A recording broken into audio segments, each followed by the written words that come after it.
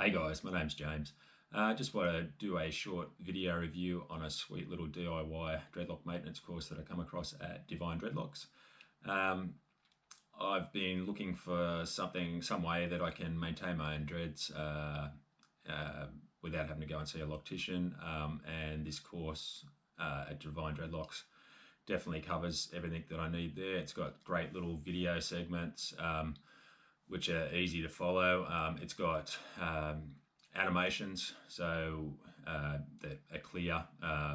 Leaves no doubt as to the method that you need to use to lock away your own dreads. I definitely advise grabbing from the Divine Dreadlocks website one of the crochet hooks.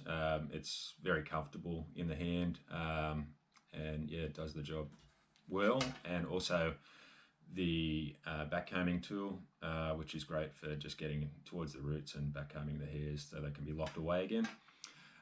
So yeah, I find it's empowering to be able to, after going in the surf, swimming, just general day-to-day activities, when the dreadlocks become loose and you get the little flyaway parts or whatnot, you can just maintain them at your own pace, which is fantastic.